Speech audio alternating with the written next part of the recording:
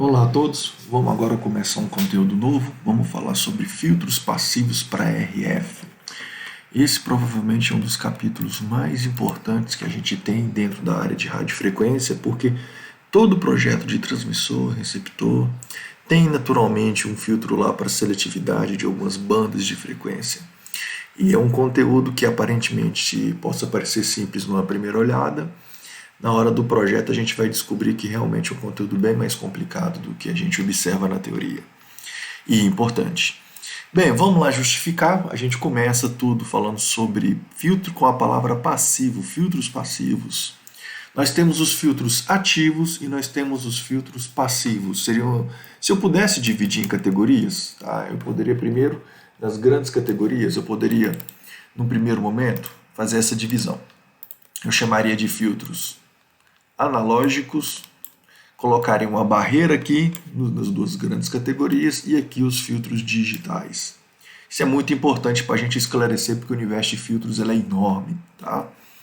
Bem, nos filtros analógicos, naturalmente, a gente trabalha com sinais analógicos e nos filtros digitais com sinais digitais. Se os sinais são digitais, eles são a sequência binária, são números. E se eles são números, nos filtros digitais, a gente trabalha com aquilo que a gente chama de equação, ou equações, melhor dizendo, né, de diferenças.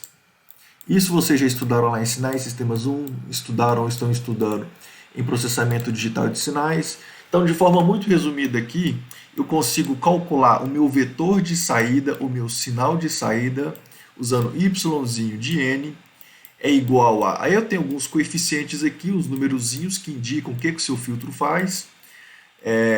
X de n, então aqui eu tenho um coeficiente que multiplica o seu vetor x de n. Lembrando que o seu vetor x de n é entrada, ou seja, a saída está relacionada à entrada ponderada por um determinado fator.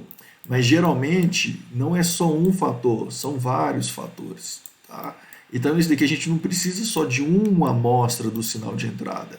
A gente pode precisar de várias amostras do seu sinal de entrada para poder calcular a saída atual.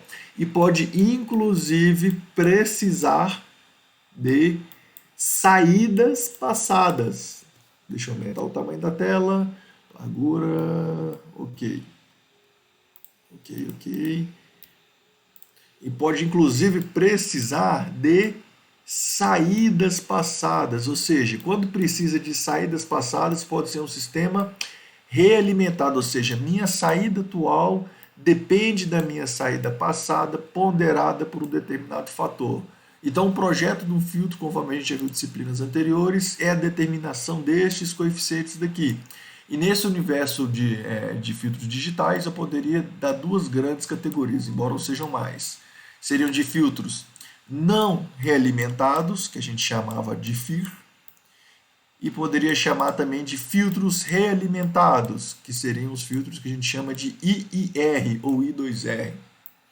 Bem, mas nessa disciplina aqui nós não estamos preocupados com os filtros digitais. Isso foi foco de outras disciplinas, ou será foco de outras disciplinas. Aqui nós estamos nos filtros analógicos, que tratam de sinais analógicos.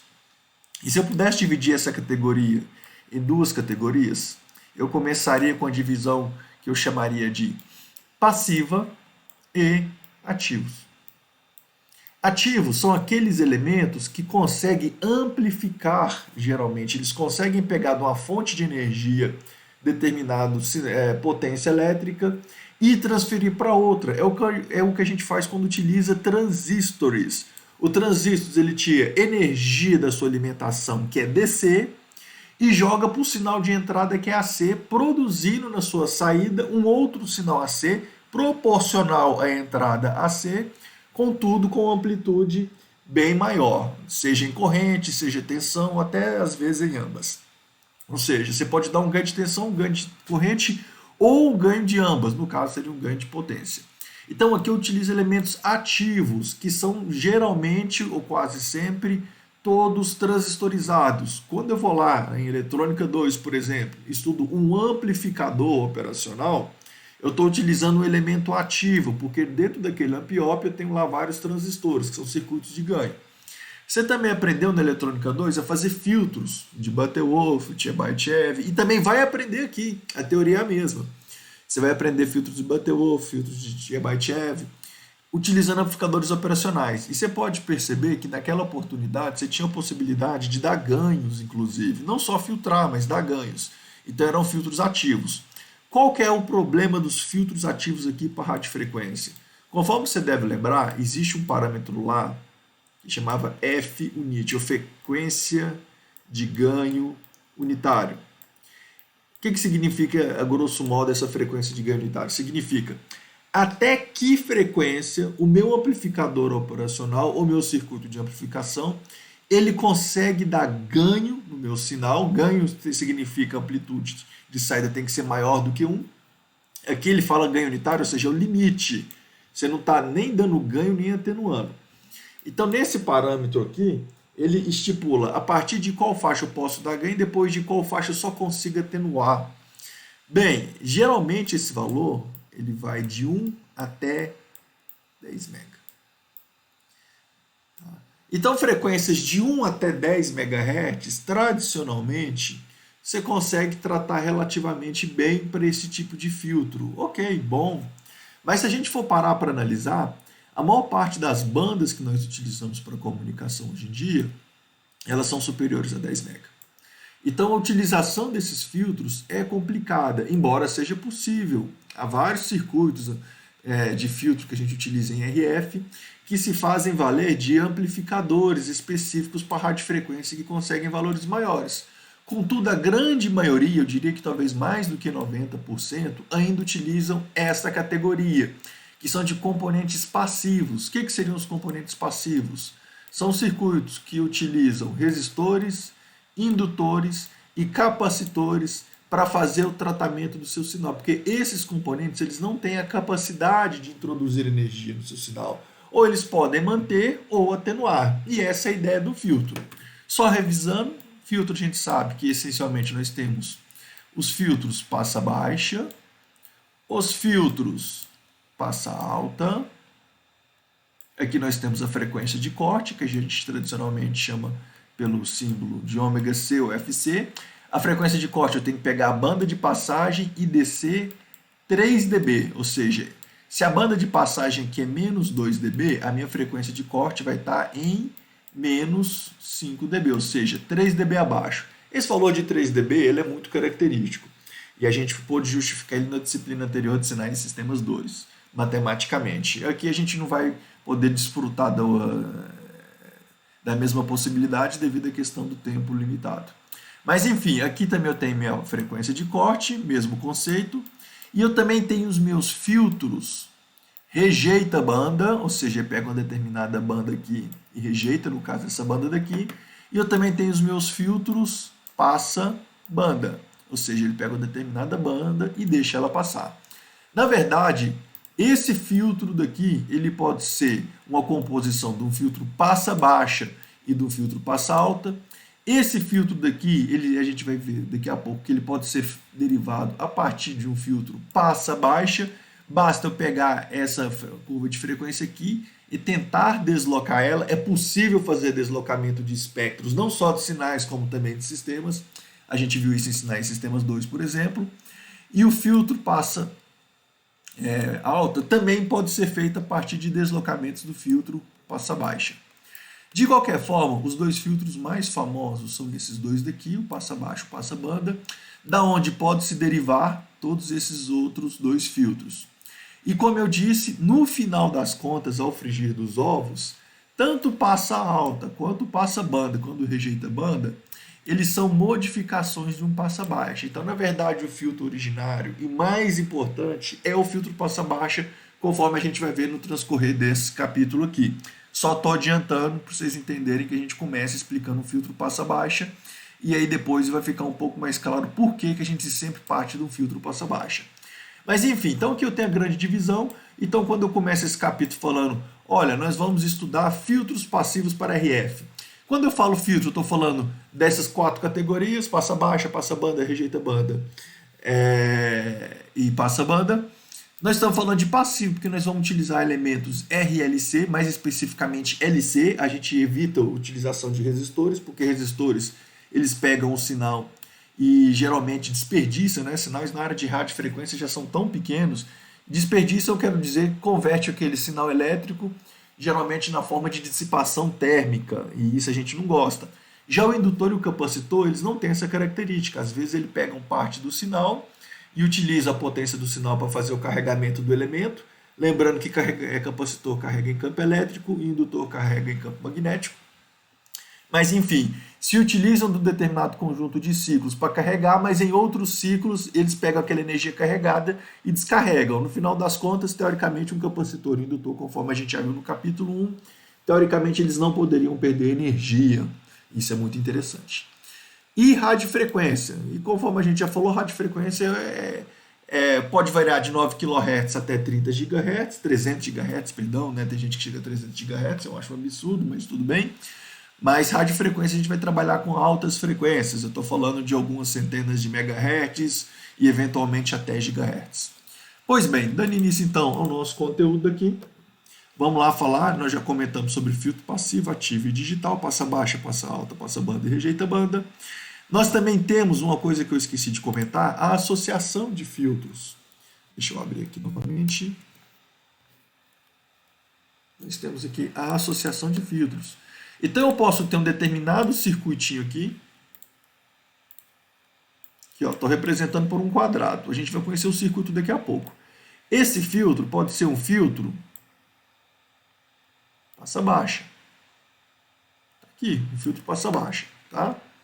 Que depois pode estar ligado em série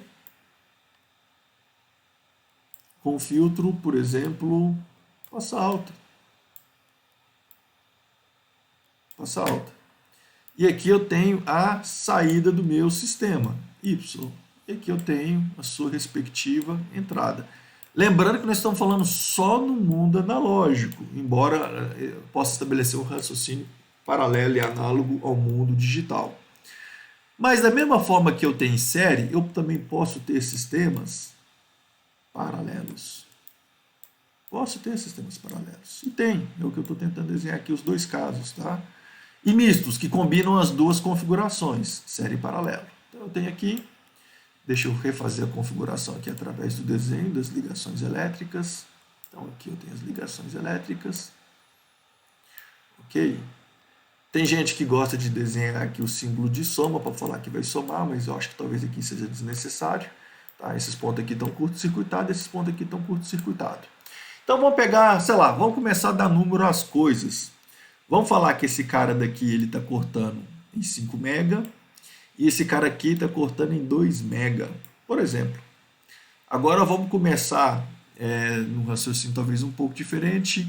Vamos pegar aqui que esse cara está cortando em 2 mega e esse cara aqui está cortando em 5 mega. 5 mega. Estou falando da frequência de corte. Vamos fazer um pequeno teste aqui. Vamos pegar frequências. Vou pegar a frequência aqui de 1 mega, vou pegar aqui a frequência de 3 mega e vou pegar aqui a frequência, sei lá, de 10 mega. Eu peguei uma frequência que vem antes do menor valor, ou seja, aqui eu tenho 5,2. Então, uma frequência que é menor do que 5,2 é 1. Uma frequência que está entre os dois valores, que é 3, que está entre 2 e 5. E uma frequência que é maior do que os dois valores, 5 e 2, que no caso seria aqui 10.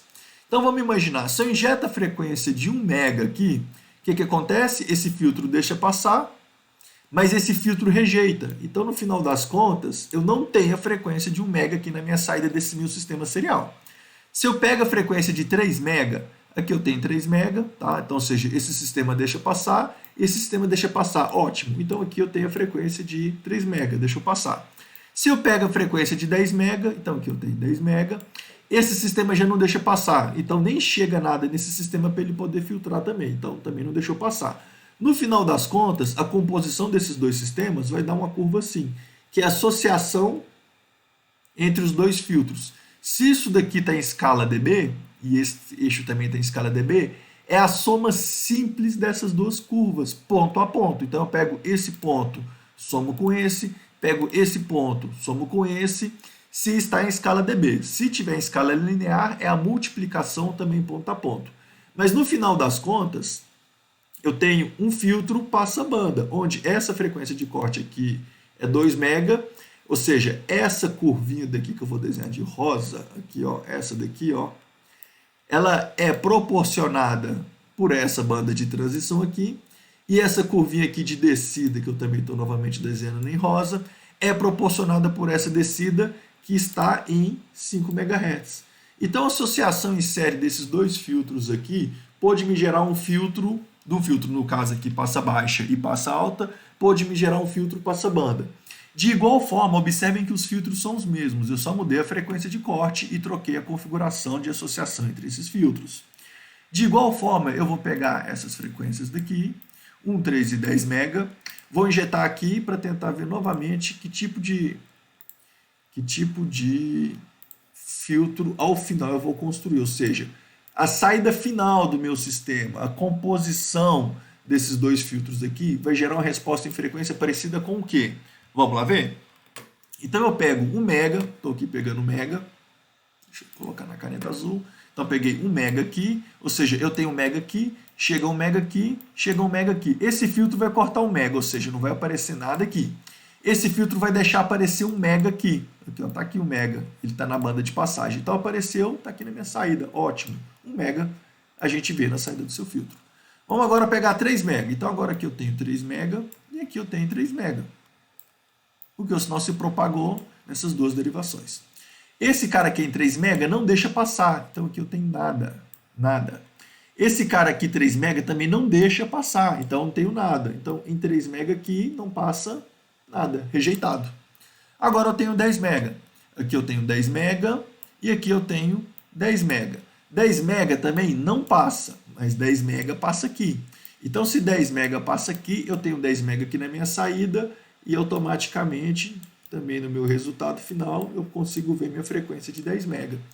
Ao final das contas, pode-se observar que a minha resposta em frequência é algo assim, ó. Parecido muito com o filtro rejeita banda.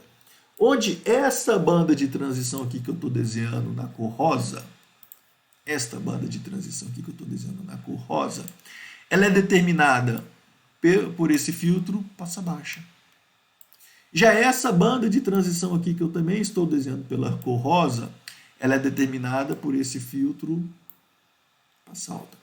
Então, o melhor teste para ver que tipo de configuração vai fazer, tentem pegar um conjunto de frequências representativas, conforme havia esclarecido segundos atrás, e façam um teste. A partir desse teste você vai conseguir ver. Vocês podem ver que a mesma configuração de filtro, embora eu tenha mudado as frequências daqui, mas é a configuração mesma, ou seja, um passa baixa, um passa alta, eu pude gerar filtros diferentes. Aqui foi um passa banda, aqui foi um rejeita banda.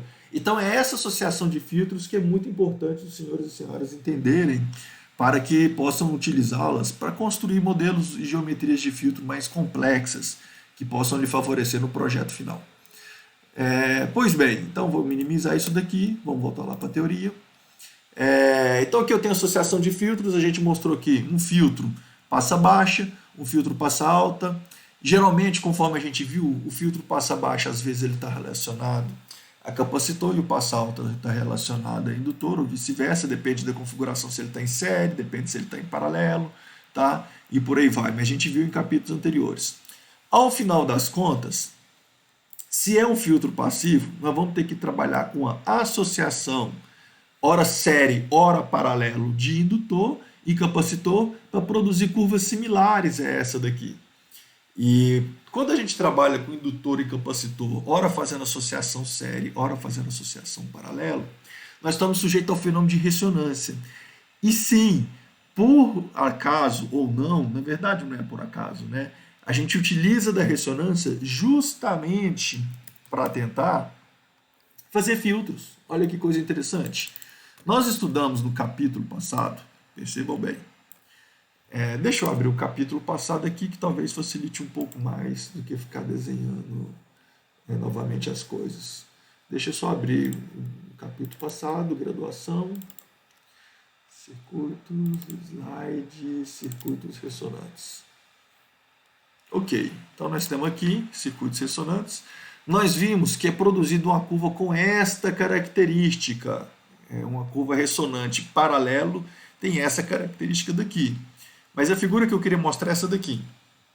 Então eu tenho uma fonte geradora de sinal com impedância de saída de 50 ohms e paralela a essa fonte eu tenho um capacitor. Conforme nós vimos, se a gente for lembrar a forma da reatância capacitiva, deixa eu pegar isso daqui, copiar e trazer para uma nova área daqui.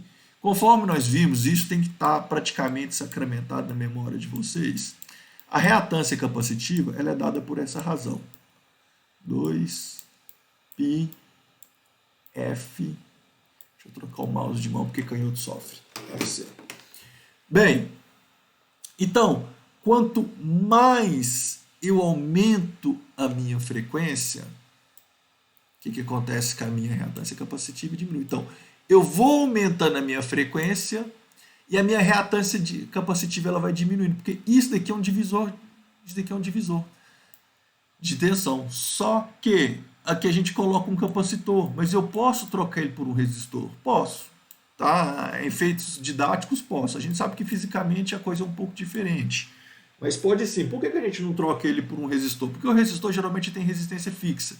E a reatância não, ela depende da frequência. Mas se eu pego uma dada frequência aqui, pego essa frequência daqui, por exemplo, eu consigo pegar o valor de frequência, colocar aqui capacitância e vou produzir a reatância que é dada em ohms. Ou seja, eu vou ter um valor aqui, sei lá, vamos chutar 20 ohms e aqui um valor de 50 ohms. Então eu tenho um divisor de tensão. E o divisor de tensão, ele preconiza, se a minha saída está aqui, em paralelo com o capacitor, ou seja, a tensão em cima do capacitor é a mesma tensão de saída do seu sistema. Então a tensão dada no capacitor ela é um divisor resistivo, ou seja, ela é XC sobre XC mais, vamos chamar esse cara aqui de RS, mais RS. Mais RS. Vezes a tensão de entrada, que aqui está chamando de VIN. Ótimo. Então, se eu começar a perceber, quanto maior a frequência, ou seja, quanto maior a frequência, menor torna-se o meu valor de XC. Ou seja, isso daqui, ó, esses dois termos daqui, tendem a diminuir, tá? De tal forma que RS tende a tornar cada vez maior, diminuindo a minha tensão de saída, ou seja, diminuindo o meu ganho. Agora, o caso contrário, quanto menor for FC, por exemplo, FC próximo de zero, nível DC, não dá para colocar zero, porque senão vira uma inderivação, tá? Uma indeterminação. Ou seja, quanto menor isso, maior isso.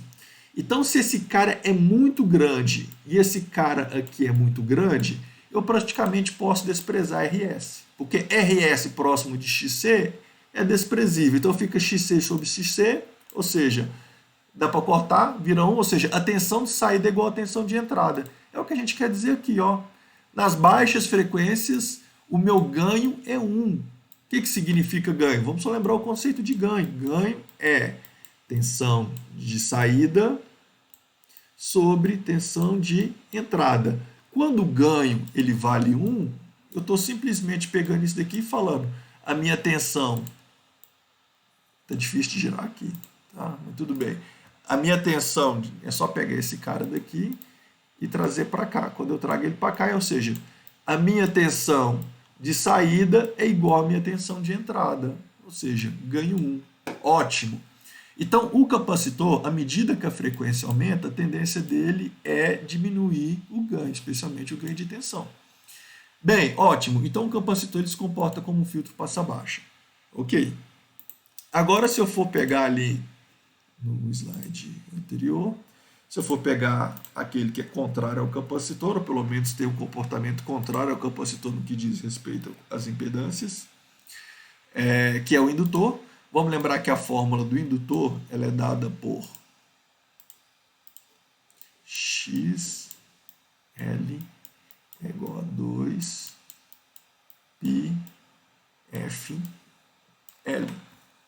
Ou seja, quanto maior a frequência, maior a reatância indutiva.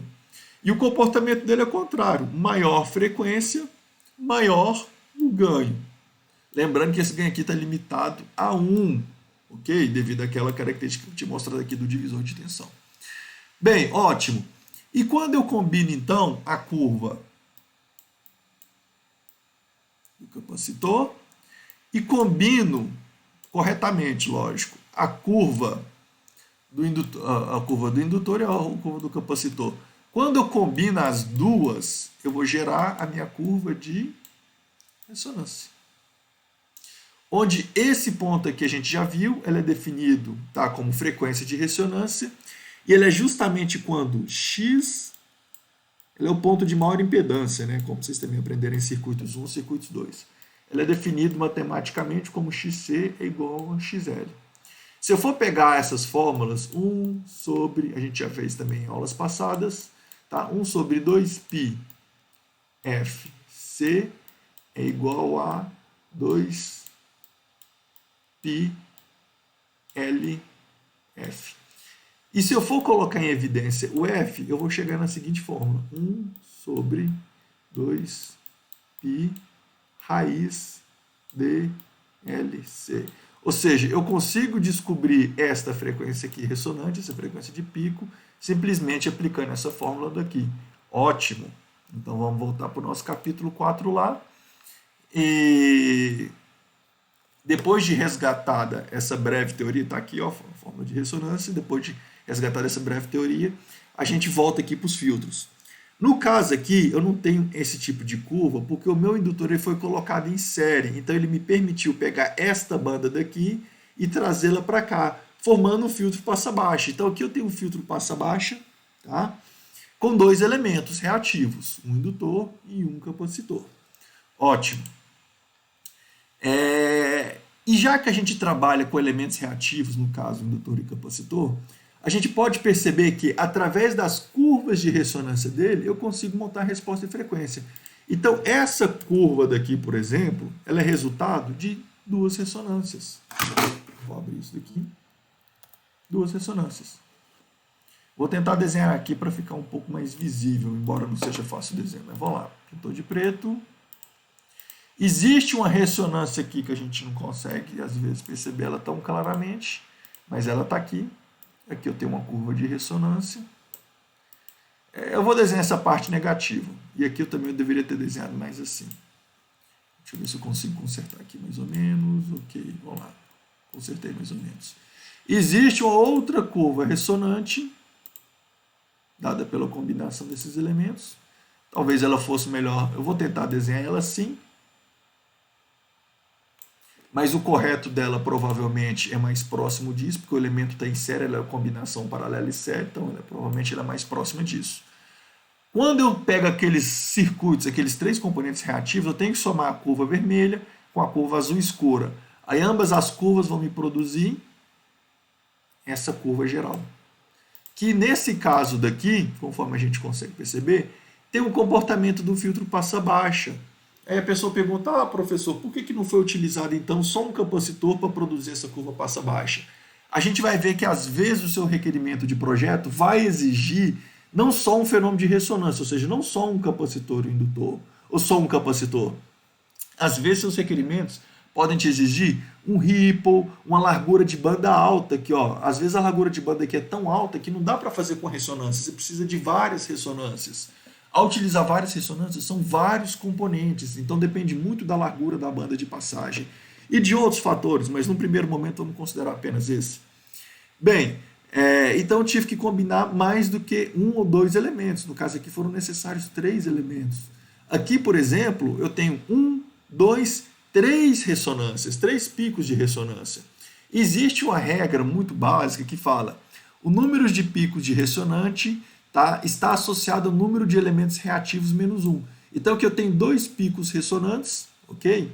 Então se eu tenho o número de picos ressonantes, eu tenho, ou seja, N aqui vale 2, então, isso número de picos aqui vale 2, então o meu N aqui só pode valer 3, ou seja, eu tenho que ter 3 elementos reativos, pode ser 2 indutores e um capacitor, ou no caso aqui 2 capacitores e um indutor, para poder chegar nessa conta daqui.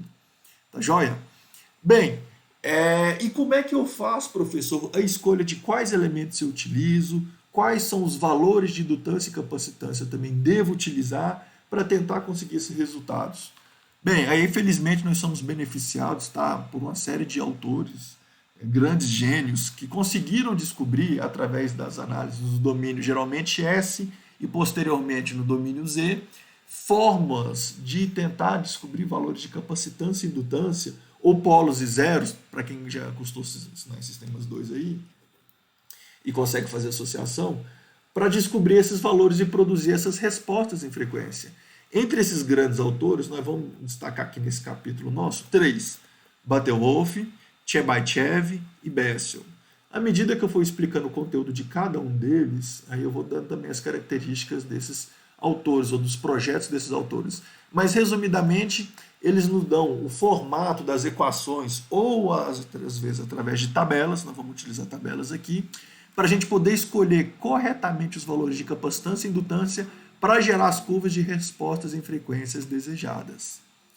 Bem, agora eu vou começar o projeto de Butterworth, mas eu vou deixar para fazer isso na próxima aula. Essa é apenas a aula introdutória de filtros, e eu gostaria que os senhores e senhoras entendessem que a partir de agora nós vamos começar a utilizar das teorias desses autores, Butterworth, Chebyshev e algumas vezes Bessel, para tentar construir essas formas de onda daqui, que são os filtros que nós vamos utilizar para os nossos circuitos de transmissão e recepção, e a gente precisa, para construir essas curvas daqui, elementos reativos com base na explicação que eu dei no início desse capítulo.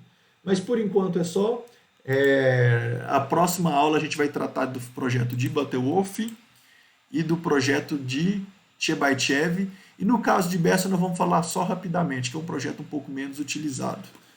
Bem, por hora é isso, espero vê-los na próxima aula de filtro.